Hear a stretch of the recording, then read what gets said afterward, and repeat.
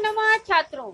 आज विद्यालय से मैं निधि श्रीवास्तव एक बार फिर से संस्कृत की इस कक्षा में यूपी बोर्ड के कक्षा 10वीं के छात्रों का स्वागत करती हूँ। छात्रों, पूर्व की कक्षा में आप लोगों ने पद्य पीयूषम के चतुर्था पाठा शांति सौख्यम अर्थात क्षमा का सुख के विषय में चर्चा का अध्ययन किया। छात्रों, क्षमा का सुख अर्थात सहनशीलता का सुख के विषय में यह पाठ जो है महर्षि वेद व्यास द्वारा रचित महाभारत से लिया गया है और इस अंश में महाभारत के युद्ध के अंत के विषय में अंत के अंश का वर्णन किया गया है। यहाँ पर महाभारत के युद्ध के अंत के समय में जब बाणों की सैया पर भीष्म पितामह लेटे हुए हैं और युधिष्ठिर को उपदेश दे रहे हैं कि क्षमा मनुष्य का सबसे बड़ा गुण होता है। अगर जो इंसान किसी के अपशब्द कहे जाने पर भी अपशब्द नहीं देता है और उसे माफ कर देता है तो वह व्यक्ति इस संसार में भी सुख को प्राप्त करता है और परलोक में भी सुख को प्राप्ति करता है। तो छात्रों, इसी सब बातों को इस श्लोक में बताया गया है। उसको जानने के लिए आइए हम लोग देखते हैं क्लास 10 संस्कृत पद्य पीयूषम चतुर्था पाठा शांति सौख्यम का पंचमा भाग। छात्रों, प्रस्तुत पाठ में हमने श्लोकों का अन्वय और हिंदी भाषा में संदर्भ सहित व्याख्या और विशेष पर प्रकाश डाला। छात्रों, श्लोक नंबर 9। ये क्रोधम सन्नियच्छन्ति क्रोधान संशमयन्ति च न कुप्यन्ति च भूतानां दुर्गाणयति तरन्ति ते। क्या कह रहे हैं कि ये क्रोधम सन्नियच्छन्ति क्रोधान संशमयन्ति च न कुप्यन्ति च भूतानां दुर्गाणयति तरन्ति ते। छात्रों, श्लोक का अन्वय करने के लिए हमको प्रस्तुत सूत्र पर ध्यान देना है। सूत्र है कि कर्ता कर्म क्रिया और इनके विशेषण को उनकी अन्य विभक्तियों के साथ एक पंक्ति में नियोजन करना ही अन्वय कहलाता है। तो छात्रों, प्रस्तुत श्लोक का अन्वय है कि ये क्रोधम सन्नियच्छन्ति क्रुद्धान च संशमयन्ति भूतानां च न कुप्यन्ति ते दुर्गाणि अति तरन्ति। क्या कह रहे हैं कि ये क्रोधम सन्नियच्छन्ति क्रुद्धान च संशमयन्ति भूतानां च न कुप्यन्ति ते दुर्गाणि अति तरन्ति।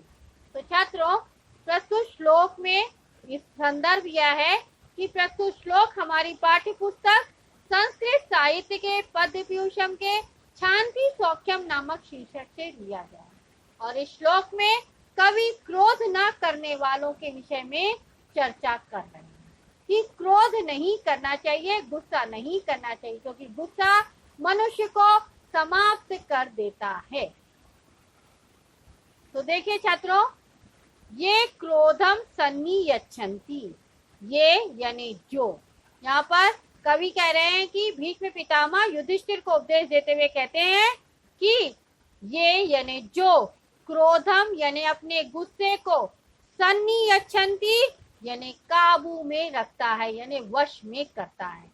तो भीष्म पितामह युधिष्ठिर को कहते हैं कि जो मनुष्य अपने गुस्से काबू में करता है, क्रुद्धान च संशमयन्ति, क्रुद्धान यानी और जो क्रोध में आए हुए को संशमयन्ति यानी तो भी क्रोधियों को भी शांत कर देता है। यानी जो सामने वाला मनुष्य गुस्सा कर रहा है परंतु उसको उस व्यक्ति को देखकर वो शांत हो जाता है।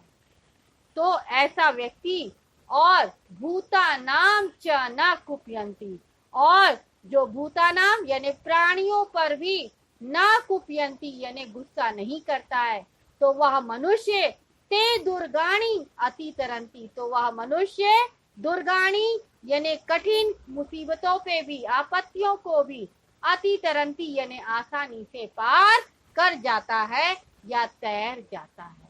तो मनुष्य, कवि क्या कह रहे हैं?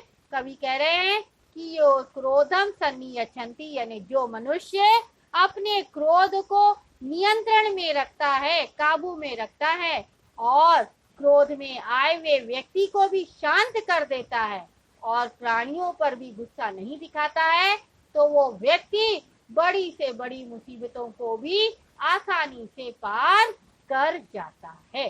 ठीक है छात्रों, तो देखिए यहाँ पर लिखा हुआ है, यहाँ पर बता रहे हैं कि कवि कहते हैं कि भीष्म पितामह युधिष्ठिर को बताते हुए कहते हैं कि जो व्यक्ति अपने क्रोध को नियंत्रण में कर लेते हैं तथा जो क्रोध में आए हुए क्रोधियों को भी शांत कर देते हैं और जो प्राणियों पर भी क्रोध नहीं करते हैं, तो वे कठोर आपत्तियों को भी बड़ी आसानी से पार कर जाते हैं। अर्थात आपत्तियां उनके मार्ग में किसी भी प्रकार से बाधा नहीं डाल सकती। ठीक है छात्रों, 9 विशेष में यहाँ पर क्रुद्धान में कत प्रत्यय, क्रुद्ध प्लस कत प्रत्यय, द्वितीय विभक्ति बहुवचन है। 9 छात्रों, इसके बाद 10वां श्लोक, इसमें भीष्म पितामह क्या कह रहे हैं देख लीजिए। अभवम यस्य भूतेभ्यो भूतानां भयं यतः तस्य देहाद् विमुक्तस्य भयं नास्ति कुतश्चन। क्या कह रहे हैं कि अभवम यस्य भूतेभ्यो भूतानां भयं यतः तस्य देहाद् विमुक्तस्य भयं नास्ति कुतश्चन।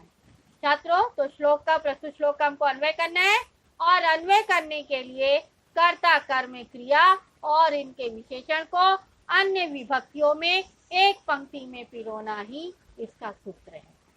तो अन्वय देखिए प्रस्तुत श्लोक का। यस्य भूतेभ्यः अभवम् यत्र भूतानां अभयम् देहाद् विमुक्तस्य कुतश्चन भयं नास्ति। ठीक है, यस्य भूतेभ्यः अभवम् यत्र भूतानां अभयम् देहाद् विमुक्तस्य कुतश्चन भयं नास्ति।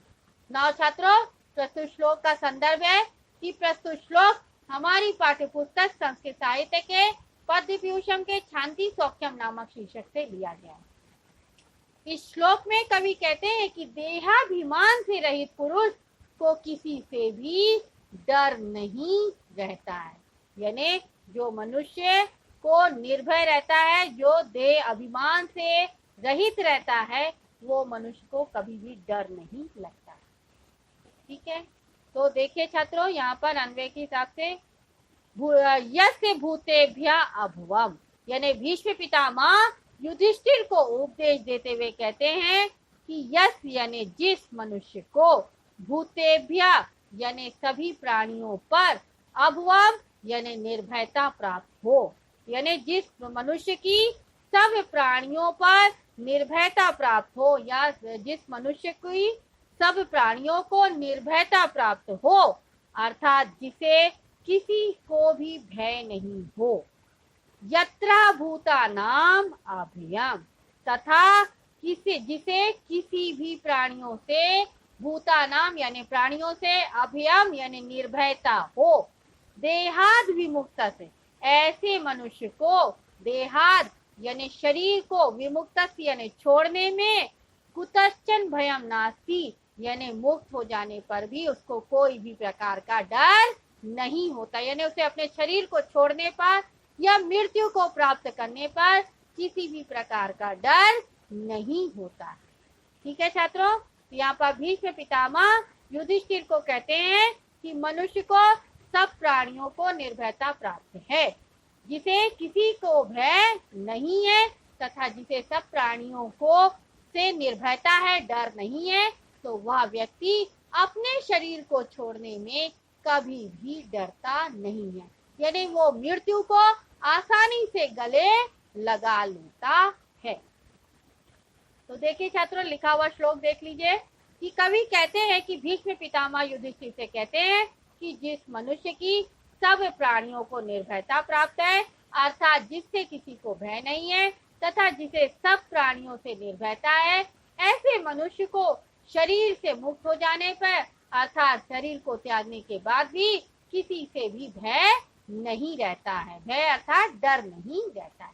यहाँ विशेष में छात्रों विमुक्तस्य में व्यकत प्रत्यय है और षष्ठी विभक्ति है, तो वी उपसर्ग प्लस मुच धातु प्लस कत प्रत्यय, षष्ठी विभक्ति एक वचन, और कुतश्चन में स्तोष्टुनाष्टु संधि है, कुतः प्लस चनः चन अर्थात विसर्ग में विसर्ग को शाह शक्कर का होता है।